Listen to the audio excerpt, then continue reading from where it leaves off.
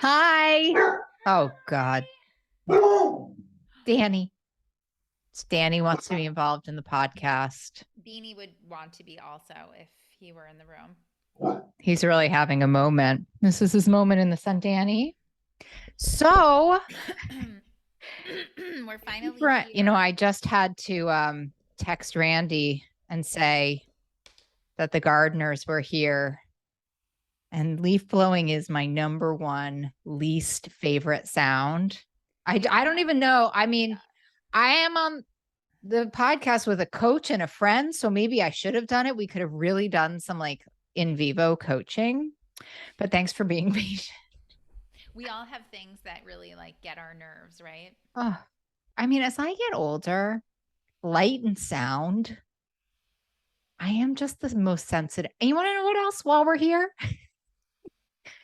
This daylight saving time. I was up at 4:30 because my dog thought it was later 5:30. and Yeah. needed to go out, and I made him, after I took him out, get on the couch and go back to sleep with me for an hour. And then my kids got up because at like 5:45. It's ungodly. I got to tell you, I'm just such a sensitive flower. Me too. You I always move tell time and myself that a sensitive flower. Yeah. I try not to shame myself about it, I have a because 10-year-old who makes horrendous noises all the time. And so I really get very deeply affected by his noises. oh, It's I don't terrible. know. You mothers are amazing. Speaking of which, let's talk about, now we'll go through a podcast. Just like a little friend time. It's so good to see you. I love you. I love you too. It's so great to have you on the podcast. I mean, last time I was on your podcast, it was just Beyond Mom. And you've Was it? really, yeah, I don't now know. you're like really doing much more, which I have to say the world's very lucky for, and I'm very excited to hear about it. So I don't know. What are you up to? What are you up Well, to? I actually want to keep it, excuse me, my throat. Pardon. I want to keep it really simple actually because I'm here for that. I think that one of the things that I've been trying to do is sort of promote myself a lot. And I want to just Mhm. be honest because I know that's your style, It's my Molly. love language, It's your Randy. love language. Yeah. To be super honest, I realized I'm going to tell you what I do, and then Great. but first I'm going to tell you other things. Even better. I realized recently that I'm really tired Mm. of trying to convince the world, people that don't know me, who I really am. And I know I'm not the only one there. Like, we live in such a public world, and, we have these tools that, we're asked to use to share who we are and Yeah. convince people that we're worthy and that people should give their time or their money or their trust or whatever it is to us. And I just like really hit a wall recently. And I think it was because I was going so full force on Mhm. what I am doing and all the ways I thought I should be expressing it and exploring all these ways of being very public about it. And I kind of hit a little bit of a wall. And I think what's interesting is that I can be so naturally extroverted. Mhm. Um, and I am good at speaking. I'm good at sharing who I am, but it doesn't mean that I always want to be doing it. And I always want to feel like I'm trying to convince the world of who I am. Like, I know who I am. Mm. So I'm in a very interesting moment with that as it pertains to my work. But I now I was can just tell you what I'm doing. No, I was just having this memory of when you like Randy and I met at our friend's amazing program that's actually starting next summer. So book your calendar, Soul Camp. And we were in the same bunk, and I forget what happened, but one night we were I just ended up like, in your bed. yeah, you came. I just had one night you just came and jumped in my bed. And I feel like we had like, this is why I love you. Like, we just sat and had like this talk in like the middle of the night. And you look at me, you go, is this what having a camp friend is? Yeah, because I never went to sleepaway camp. Oh, I mean, it's Poor wonderful, but baby. poor thing. Yeah, what's interesting. I mean, I think I'm so glad we're talking about this. I mean, this is authenticity, right? And I think so much of what eating disorders, addictions, over shopping, overspending, and I think even over promoting is really about like when we're crossing that line of trying too hard. I don't know. How are you experiencing it right now? Yeah. Well, it's an interesting thing. So let me back up a little bit, which is that Go to the your minute, mic and what then am I say, let me doing? back up again because I can't really hear you. I think you Really? have to be close. Yeah, I think you Oh, have is to be that close. better? Oh, Okay. so much better. Good. I've always been about supporting women to be their authentic selves. It started out, as you said, in the shape of motherhood and supporting women in discovering a new self being born. Um, Less When so they had this, children, you mean like that yeah, you lose yourself when you have children? right, this idea of, either losing yourself or like the whole language of let me get back to something, whether Mm, that's get back to myself or get back to my prior body or get back to something. And I'm like, no, like that's going to send you back. Like let's create forward, mm, what's coming from you now. And most women, especially women who are really interested in the journey, will say that it goes a whole other unanticipated, very surprising creative path if you're awake and you're paying attention to yeah. that. So that was the beginning of a real attention to women's journeys. Mm, And as I journeyed my own journey, where my kids started growing a bit older, and I started to realize that the message I was talking about was actually for all women. It really was irregardless of the motherhood factor, that we're all trying to be on an authentic journey with our growth, that finding our voice and our power is incredibly difficult as women for so many reasons, and that we need the encouragement, we need the tools, and we most certainly need the community to step into even knowing how to do that. mm. I Our love that. society doesn't really give us that I for don't think it free gives it in to any way. anybody, though. I mean, we can talk women all day, but the data currently on men is not so favorable.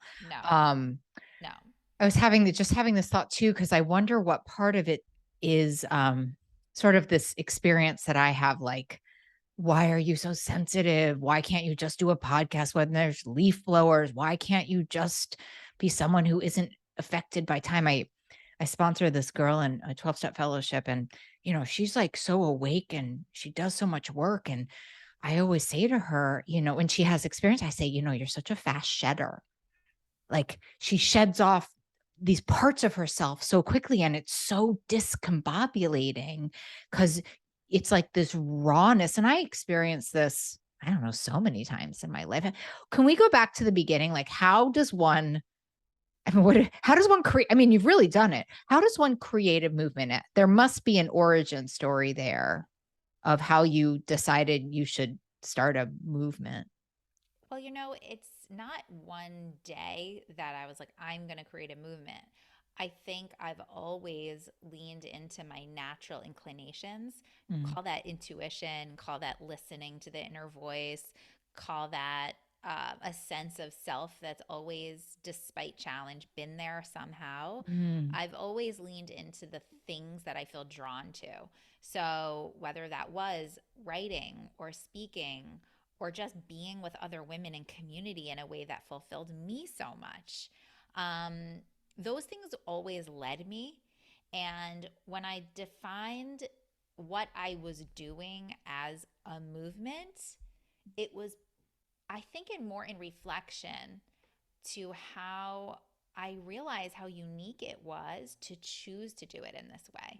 mhm. That it was more in reflection of how hard it can be to step forward into a more actualized experience with yourself and with other women by choice.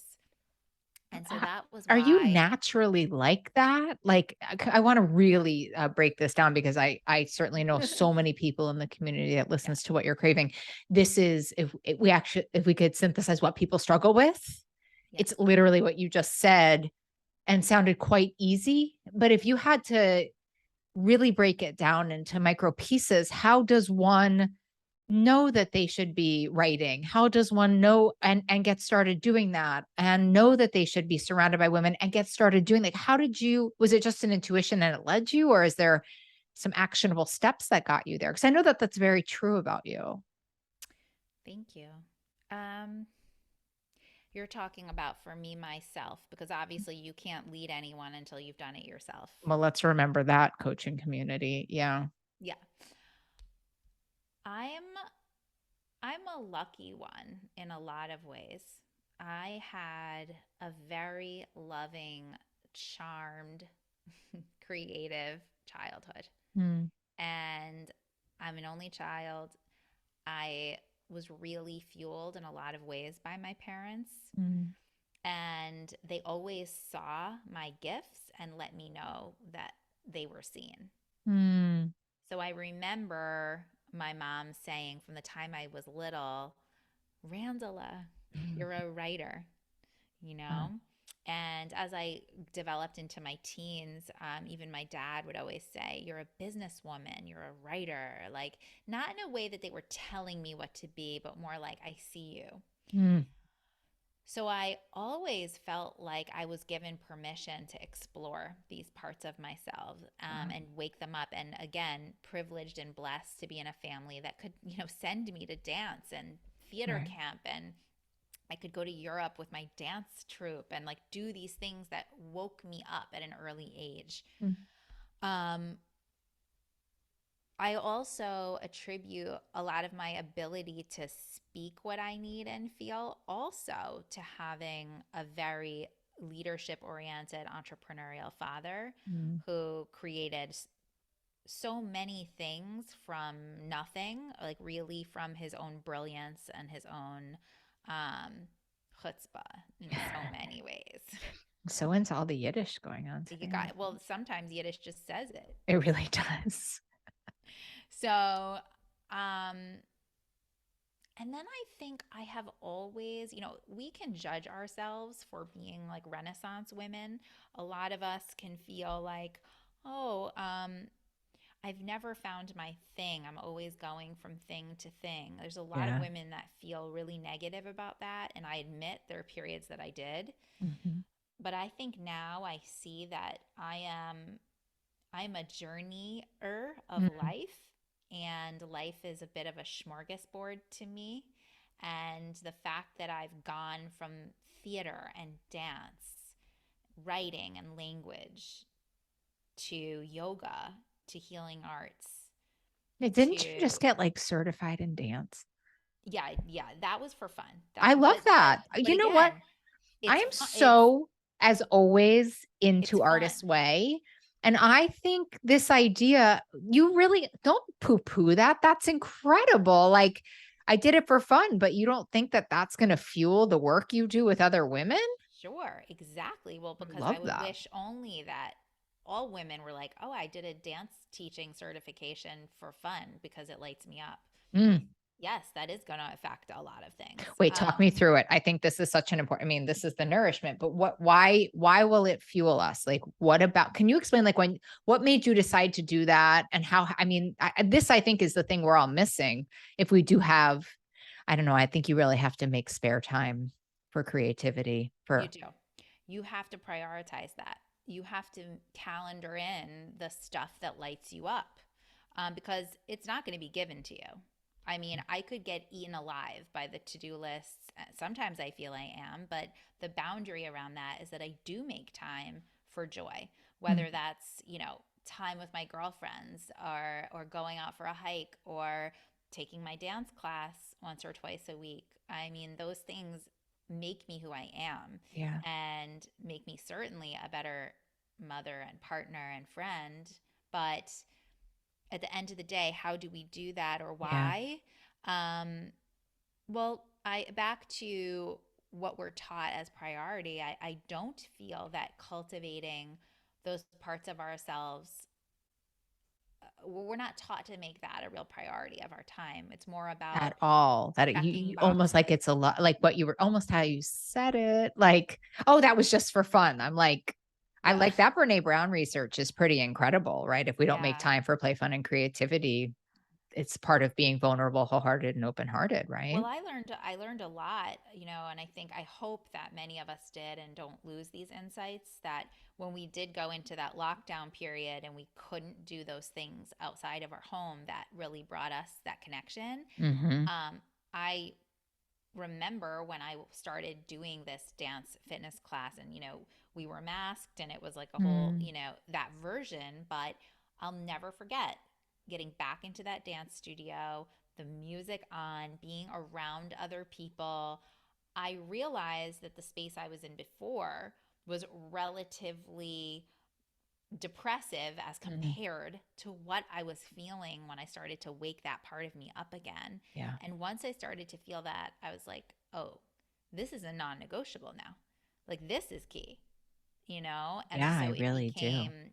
It became a priority, and I mean, I don't care. I get a babysitter. Like I do whatever I have to do. Well, that was my question though, because you have such a busy life. I'm actually super curious. Like, can you also talk me? Do you have any guilt about it? Because I think this, I always listen with like this really cynical part of myself, Yeah, and I'm always like, oh, good for you, Molly and Randy. Like, you have all this time and da, da, da. But like, I don't really have all this time. I just know what happens when I don't attend to these things. that's right.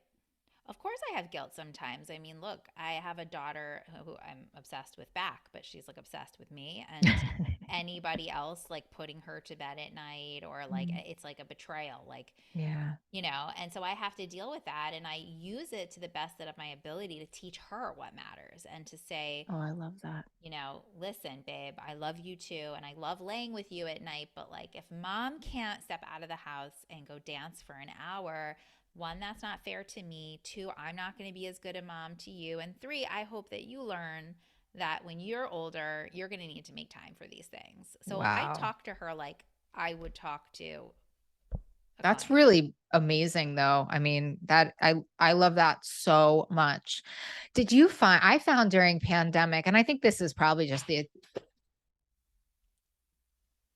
I find this is probably just the adaptive part of the brain that I sort of started to make myself believe that all of this online stuff like was as good. And I tell you what went, I would say even to last week, because I've been living really monastically since.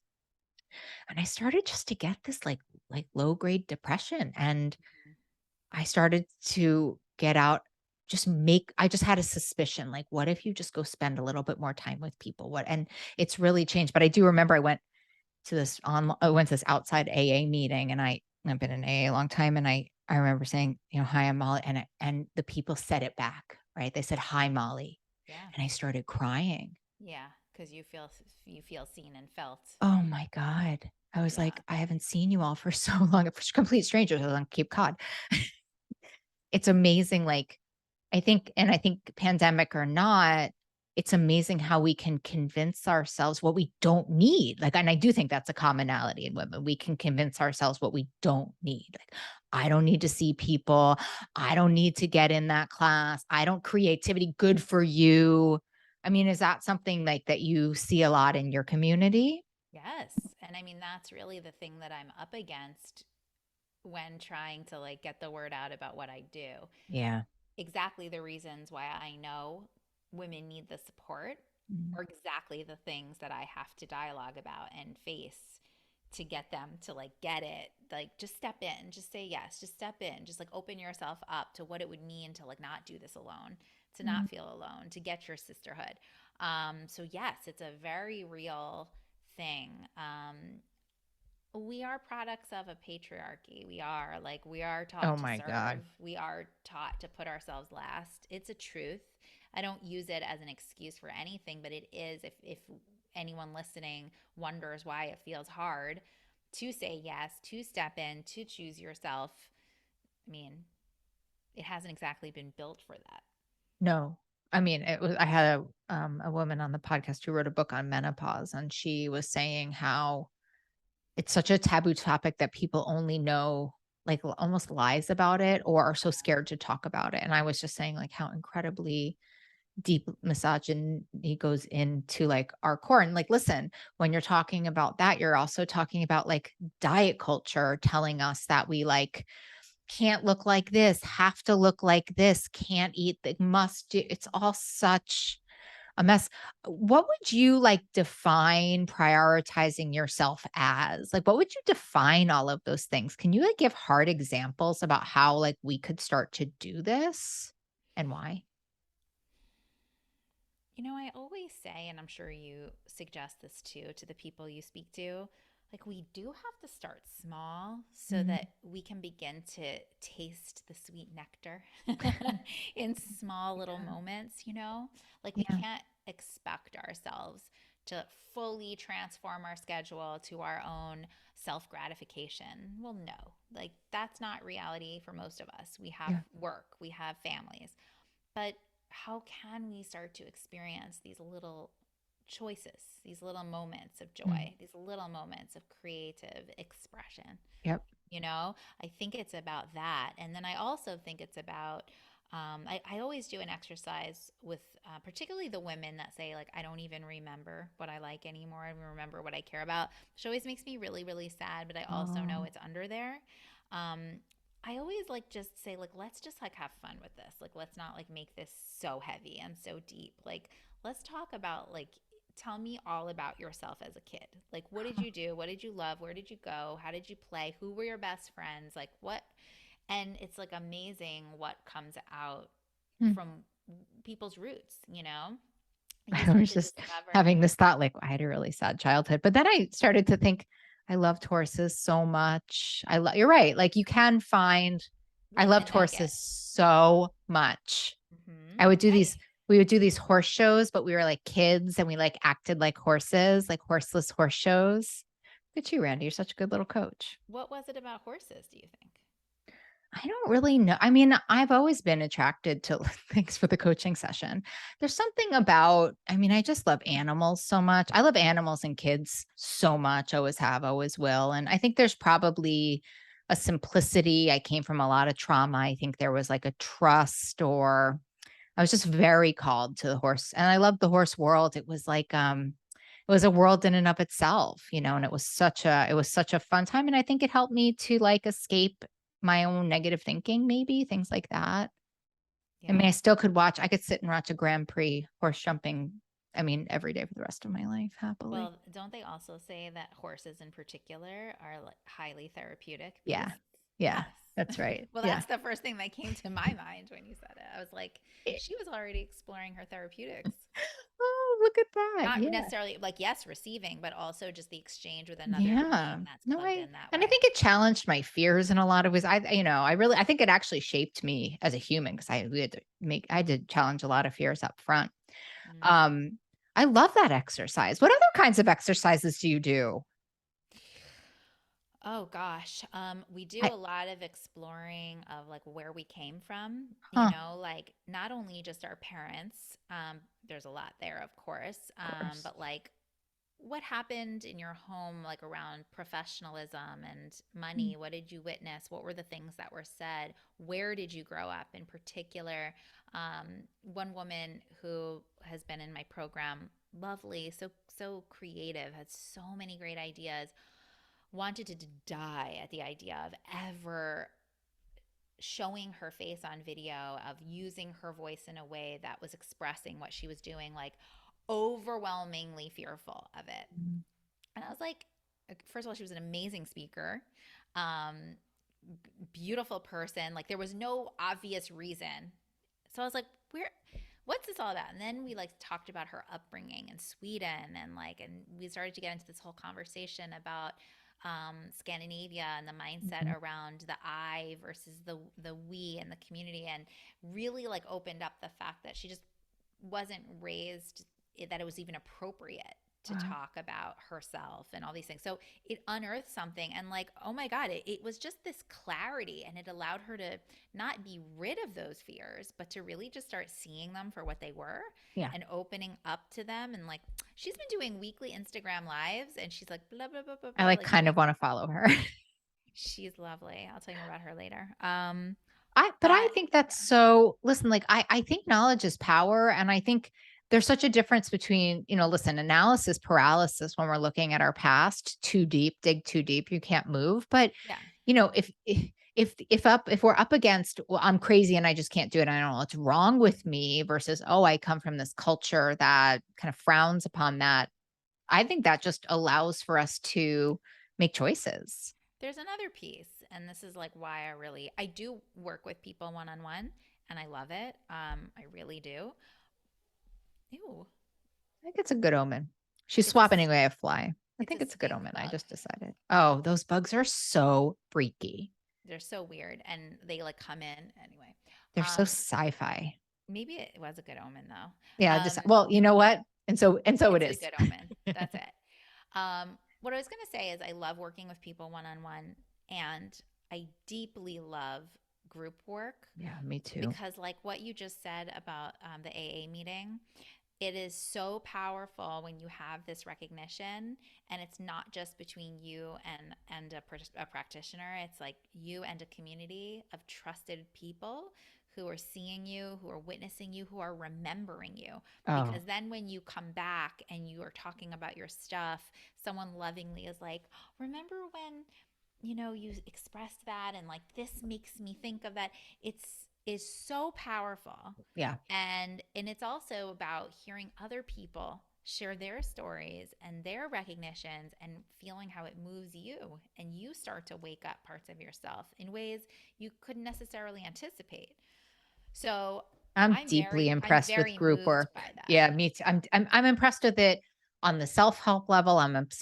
Impressed with it on, like, I just started some group coaching, and I was sitting in the coaching session being like, do they even need me here? Because their own journey and experience and relating and watching each other, it's like, oh, if Randi can do it, maybe I can do it too. Or Yeah. I always think of this thing someone once said to me when I was in a group with her, and she was like, I really hate myself, but like, I like you so much. And I relate. And I think I'm so like you that it makes me kind of not able to hate myself. That My is friend so Elizabeth, isn't that profound. Oh so my profound? gosh. Yes, but I get that. Oh, I get that so deeply. I get that so, because it's sort of combating that like noise that comes with, being human. I think you're right with with being a woman and with the patriarchy. I mean, and also there's just so much data that's really proving all of that right now. It's such an interesting time to be alive, isn't it? Oh, it is. So interesting. There was Uh, something you said before I wanted to come back to, if that's okay. yeah, yeah. I want to just talk all day to you. Me too. You I also brought, kind of I say your calm demeanor is very grounding for me. really appreciate that because I don't always feel calm. So Well, I'm glad one of great. us does today. That's great. I'm having a Thanks. good day, Molly. Maybe it's because I knew I was seeing you. Oh, that's so generous. Because we're Yeah. like laying in camp bed on a podcast. Energetically, I feel that's exactly what's happening. But you really bring out the episode. When I was in your podcast, it's the first time I like ever really told like my most authentic story. I do think you bring out the best in at least me. I'm sure others, but I was like, yeah, I'm just going to tell the whole thing. I don't know I why. feel that it is a gift to let people know that they matter and that they're safe. Mm, And I think that that's something I've always done with friendships in particular. I think something about being an only child, like my friendships have always been my sisterhood. yeah. And so I just, yeah, like I'm by no means perfect, but one thing I do really value are my relationships, Mm, and that love is authentic, and it has moved into just how I show up in the world.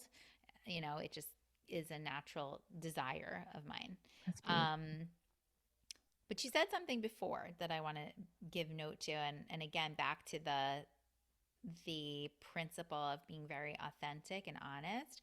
I think people want to hear from other people like all of their grand successes and like all the things that they're doing so perfectly. And actually, I want to talk about something that I leaned into really heavily that hasn't exactly been working, Mm, and something that I'm shifting and like leaning into instead. tell me. And I think it's important because I don't want people thinking about me or anyone that it's like a perfectly straight line. Yeah. or that just because we know what we're good at, that it all works out. That's not true. I mean, I could cry over that one. Me too. I mean, I just need to take a breath. I mean, ain't that the truth? That's just what spiritual trust is all about, isn't it? Yeah. And I don't like it's funny because when I knew I was coming on today to talk about my work and what I do, like I knew we were going to talk about more than that because, it's you, It's but us, right? um but I was like where how am I going to share some of this stuff? And then I was like, well, it feels right. I'm just going to share about it. Um so I very naturally and authentically started working with people in what I call mentorship work. Hmm. You call it coaching, but yeah, something like that. And it happened because women were seeing me as a representation of somebody who has, like, let's call it the degree of life. Like, I've been through a lot of very random things Well, and and have, very life altering things. Let's be yes, honest. yes, and things that have allowed me to really like show up with vulnerability for other people, and be able to talk about a really wide variety of topics, in a real life kind of way, not just like textbook way. Yeah. Um, and also, as we spoke about before, I like a lot of things, so I've done a lot of things, so I can have a very wide conversation. So I started working with women very authentically and developed some clients and just felt really great about that work. Mm. And then and again, I don't judge any of this as right or wrong. I'm just telling the story. So Mm. basically, I've spent the past year essentially trying to package that work into something that could be sold like in a more public manner. Yeah. Okay. Like something that um, would take it to a bigger, more wider, like worldwide audience or something Yeah, like sort of that. that like, well, I should make it big. It should be a global. It should be, I mean, preach. I think that's what happens to everybody. They Yeah, get certified as yoga instructor and then they think they should be on the head of yoga magazine. I mean, I think it happens to so many. The ego really it disrupts things, right? it does. And, like this feeling of like, well, I want to be, of course, like making a certain amount of money doing what I'm doing and da da da. And if I package things this way, then I can charge this. And then if I Mhm. have this many clients, I can make that and like the whole thing. And then, well, if you're going to go in that direction, then things have to get really public and really Mhm. big. And you have to figure out how to present yourself in a certain light, in a certain way. You have to make people feel like they're not only safe with you, but that you represent something aspirational to them. Like it Oof. becomes a whole thing. Yeah. And it's not that any of it is fake, but it does become a whole operation. And then you start to say, okay, well, I have this authentic network of people who have been following me for years, which, by the way, my first group that I launched happened very naturally and Mm. very beautifully. And by the way, I'm still working with this group. Like they don't want to stop. So we just, we continue. And we're actually having a first retreat together, Oh like in my person, gosh. That's which is going to be amazing. Like, so all of this has been so beautiful and natural. But what I want, you brought up this moment where you were on Zoom all this time and then you shifted into something more in person and you had that, oh my goodness, And I started to realize, as I was getting like so focused on this presentation of myself and of trying to sell myself and what I do, that I, one, was starting to feel really deeply exhausted in a way that I hadn't really experienced before, mm. even though I've been on social media and stuff forever. Um, it was a different level of it. And two, it started to feel like not fun anymore. It Mm. started to feel like a job. Like I would just like shoot a video and be like, blah, blah, blah, blah, blah, blah, blah. Right. Like it wasn't heart anymore. And then the big shocker was after I spent all this time like mapping out all this stuff, putting this all together, and then like investing money and like Facebook ads and shit. I couldn't get anybody to sign up for my next group. Yeah. And I was like, whoa, Mm-hmm. that's fascinating. Is that what you thought? But You thought that's fascinating? You didn't go to shame? I did for a moment. I've had some up and down moments where I've felt really sad and really like what the fuck and like Mm. all the things that we might think. Yeah, I would go right to shame. Um Primary. Then I'd move out of it. I'm not saying I'd live in shame. no, I didn't live in shame. I had some I would just moments. be like, what's wrong with me? Even though the story is explaining not what's wrong with you, but Yeah. perhaps the what you're listening to is not the highest volume frequency, right? Yeah. Yeah. No, for sure. And I know enough to know that like those voices aren't going to get me anywhere. They're not Mm, going to help me right. process or figure out a new, space or direction or whatever. But Fair. for the first time Mm, ever, really, I think, um, I I have slowed down and listened, mm, and I haven't done anything extremely drastic. I haven't made it a failure in my mind. I've really asked myself, what do I know to be true? The interesting piece in all of this, and I don't know if this will make sense to you, Molly, but I think it might. this is making such profound sense. It hurts my soul, but go I on. really feel like in my mind, in my spirit, that I'm already like 20 steps ahead of reality. If time is like a nonlinear continuum, which they say it is, I already feel like all these like things that I'm doing and like with people and connecting and like whatever is already happening. Mm, But like some piece on a very like baseline energy is not. And there's something there I need to like let go of mm, and like get back to a really authentic expression. And so, what am I doing right now? I've completely stopped all of the external promotion because what started happening was my body literally physically wouldn't let me do it anymore. It's stopping me. So clearly that's an indication that I need to stop going in that direction. yeah. So I stopped.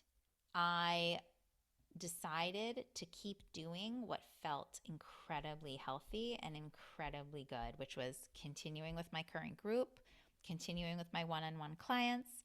The fact that my dear group was asking me to meet in person, okay, so I Mhm. started planning a retreat because I was being asked for it and it feels right. So all of that is currently happening. Instead of writing newsletters and social media copy about my program in a sales manner, I started writing about my life again. Yeah, I saw it. Mary J. Blige. You went to Paris. Girl, you Live La love Vida following my Loca. life, and I I do love love that. following your life. I love that. That's just because I love you That and means I a love lot. your life. Thank you. I love you back. I love you back, girl. So I started writing about my life again. And Mm, that's where I began. mm-hmm, I really started out as a self reflection of life in a way that I felt could help people. mm, And I've also gotten really honest with the people that support me professionally to say, I'm going through a change. I don't totally know what it is. I don't know what the results are. I value you. I do not take you for granted. Be patient while I'm figuring out what this space is.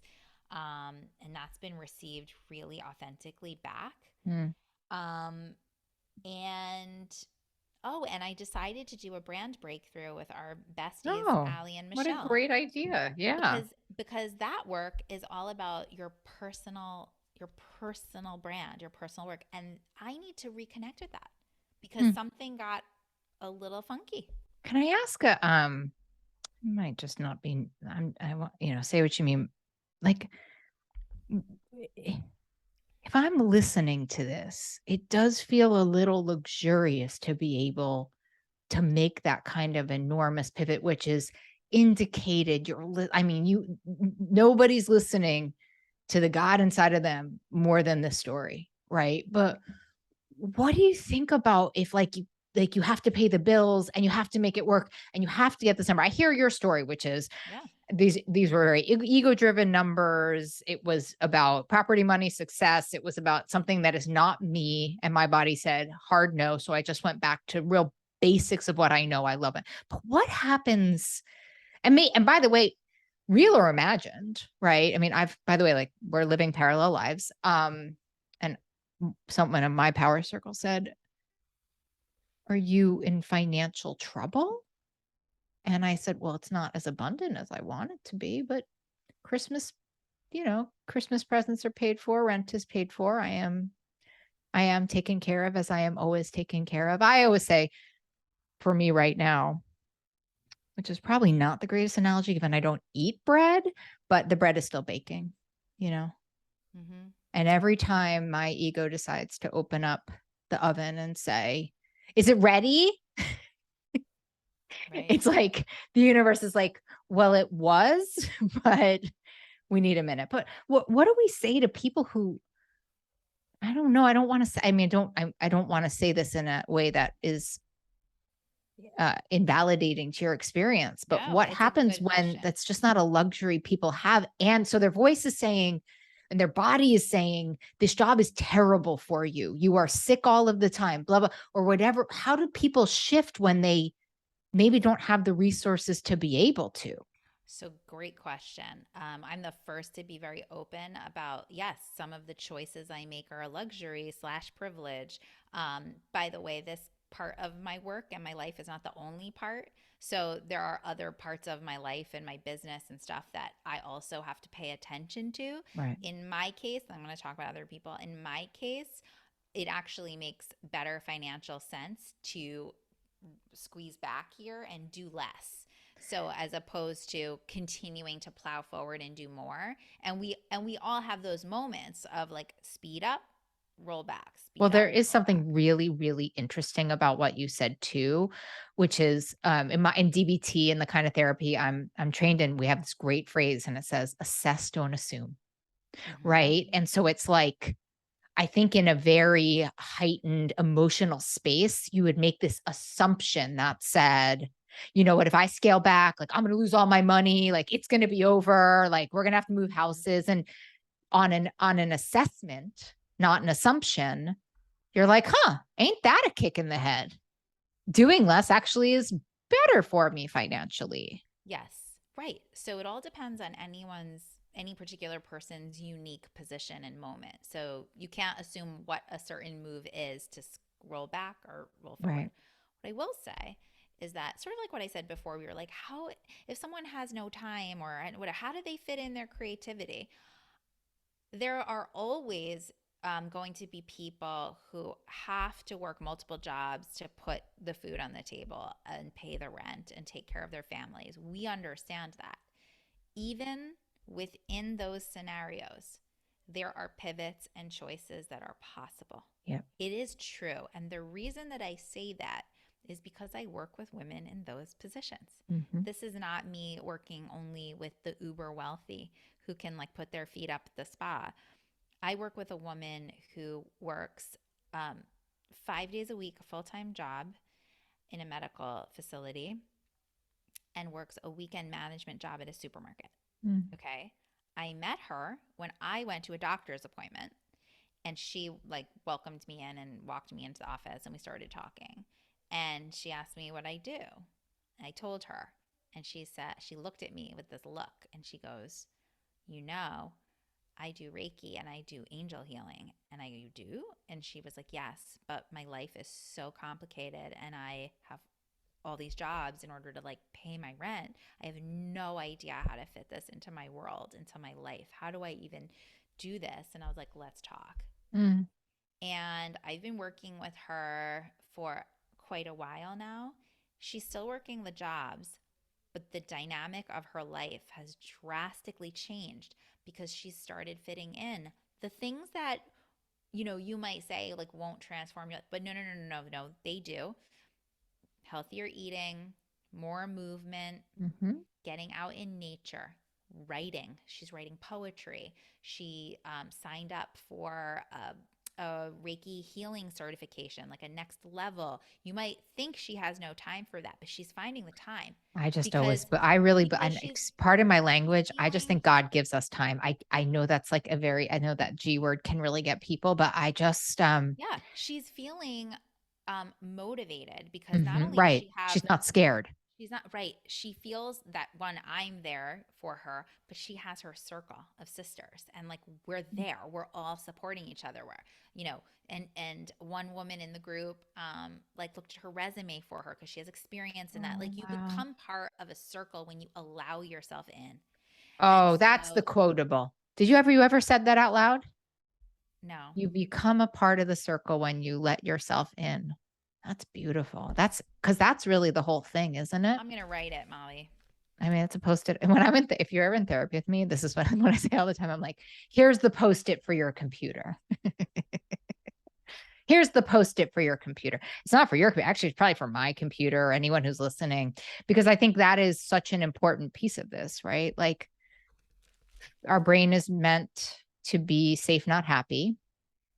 And Mm-hmm. when we're really stuck, there's a weird part of our brain that's safe in it. Yes, 100%. Um, and being open to the idea that you can get angel cards into your life, I think is very scary. It's a very can be experienced by your brain or by your body as unsafe. Absolutely. Because I think that's really such a piece of this for you, because you're so in touch with all of that as a result of lots of work, that to be able to get so mindful and do the data and do the trusting and do all of this. And I want to say to anybody listening, that's a practice. We can all have that. We can Mm-hmm. all have that. That is not, and that's not luxury or not. Thich Nhat Hanh always says, or Marsha, someone of the Buddhist people I know, like, Thich Nhat Hanh says, I take my holiday sometimes when I'm opening up the door. I just do it really mindfully. And it's like going on vacation. But belief is something you thought you'd choose to believe. It's like that makes sense to me. Yes. That even micro minutes of just and I remember Tara Brock when she had her first baby would say, yeah, sometimes meditation is just falling asleep on the bed with my kid. Like, Yep. but she counted that, right, as her self-care. And so I think it's really a piece of perspective and a lot of trust, which is what I hear in the story in a profound way. Yeah. So interestingly, I think we start to see we're very convinced that something not working means we've failed. But what if something not working? It's almost like the gifts of Ganesha, and and or the yoga practitioner in the Hinduism um, philosophy, which says sometimes something blocking your path isn't blocking, it's actually gearing you in a direction that you're supposed to be going in, or protecting you from something that might not have served your highest good if you continued down that path. Wow. And it's really how I'm feeling right now. I'm feeling actually um, like time is on my side. I'm trusting this process. I'm feeling into what I'm feeling. I'm letting my body communicate with me. Mm. And that is, as you said, a skill that I have developed over many, many years Many, of many, and understanding my practice probably body. every day. Yep. I can't imagine you don't because you're so good at it. Nobody's naturally good at this. So I'm saying, anybody who's really good at this practices it. Yeah. Practices breath, practices mindfulness, practices observing their body. I mean, the stuff that, like, at least in my sickest self is like so annoying and impossible. Like that's what my sickest self is like, because my sickest self is so scared to slow down. Well, that's it, Yeah. right? We're scared to slow down. I admit I have been scared to slow down, but I've started to really feel the negative effects of that. Yep. I've started to feel where the things that matter to me most start to get compromised, and where I'm like passing off things that really matter to me to others so that Mm, I can continue to grind at something that's actually not aligning. How does that make sense? I love that. I love that, Randy. Gosh, I mean, what a different podcast than I thought I was coming to today, huh? Yeah. Well, it's interesting because I want to thank you. I haven't really spoken about this in any sort of a public manner yet. I haven't shared it, I haven't written about it yet. Um, I think I'm giving myself the grace of looking at what's next. And also, it doesn't feel like an ending because I'm still doing the work. It's still in my life and it feels so good.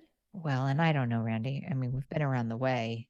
You never know if it might just come back. I mean, like, it sounds like that's just what I know in my experience too. It's like I let it go, it comes back in a different way, in a different form. There's a message I need. I mean, and I am in a very similar boat.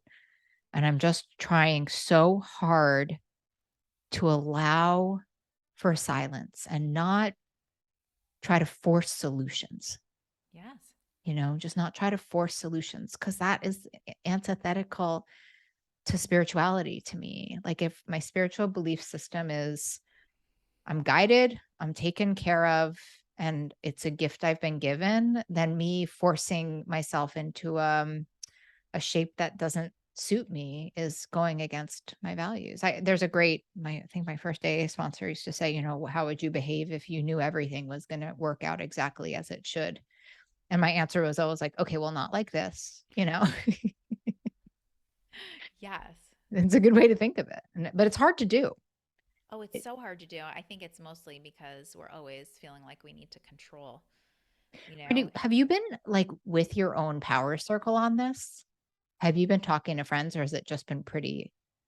Yeah, I've spoken to a couple of key people. Yeah. That's another lesson I've learned. I've learned not to over Oh, talk it. believe it. Yeah. Yeah, over talking is not so hot. Well, it's But another form it's like a secret form of worry. yes, it Yeah. is. And also like a fueling of insecurity because Yeah, if you have totally. so All it many does is just put like voices. gasoline on like, am I? I remember once I sent out like a old company of mine and I sent out the potential brands to like 20 people and everyone had a different opinion. And I just wanted to like bury myself. Yeah. And yeah, be selective and thoughtful about everything, but certainly about who I you're used sharing to be things like with. that in a major way. Now a little less so. I speak to the right people, for sure. I think one thing that I've done well this time is asking for perspectives from the right people, um, and also opening up to the people that matter, to share where I am without feeling like I have to have a completely baked thought, like that it Mm. has to be complete, but like to be honest about Yeah, where I'm vulnerable. at and Yeah. vulnerable Yeah. and to hold space for their vulnerability as well. Mm, Um, that takes a lot. And one thing that I think has come to me also is that because I've been a big thing for me in my journey is that, and I'm sure many of you can really relate to this one. I like to be liked mm. a lot, Yeah, it's a its own. lot. Yeah, sure. You know, I really like to be liked. I like people to feel like I'm doing right by them. I'm nice to them. All the things. And I think something that I'm always going to be as true to my morals and my values as possible because I do just believe in living that way. But I also have to be comfortable with disappointing people if I'm doing something that I know I need to do. Mm. And that's new for me. And there's something in this transition that brings that up a lot. Yeah. Yeah. Cause like when we say yes to ourselves, we have to say no to something else and somebody else sometimes. Yeah. Yeah. That discomfort, I mean, I don't know. It's very strengthening. I've had to do that a lot, a lot, a lot, a lot, a lot. Yeah. It's like the more you use your voice, the easier it becomes to use it, Yeah. you I don't know. I know? remember when I first did it, I remember just saying no or whatever, or saying this is what I'm doing. And then just like clenching my jaw because I'm such part of my own my secret apology is like over explaining.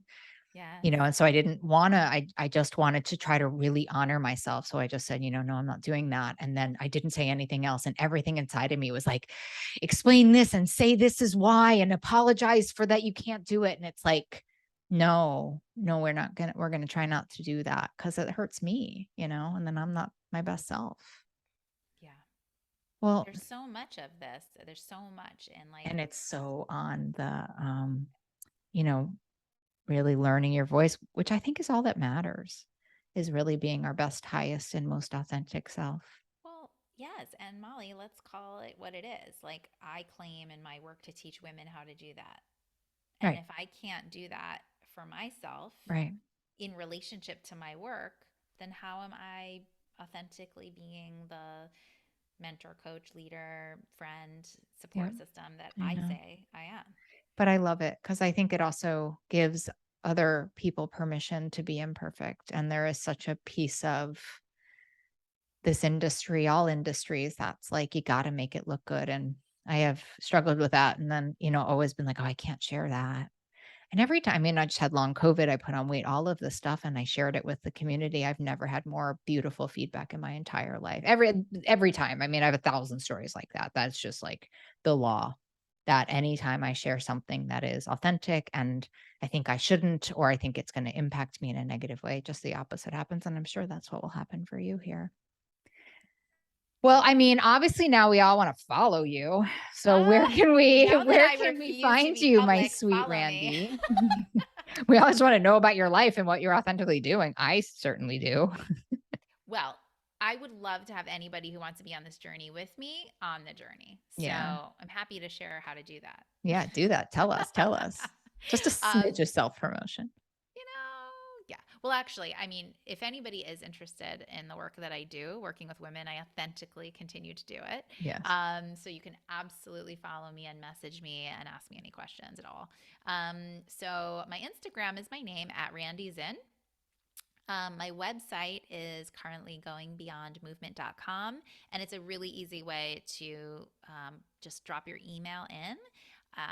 You'll get my newsletters, which is what Molly was referring to, where I talk about my life and my work and what's going on.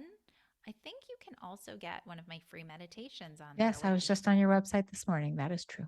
I love my meditations and I believe in them. So, yes, you can get one for free. Amazing. Um, yeah, and if you want to message me, you can message me on any of those platforms.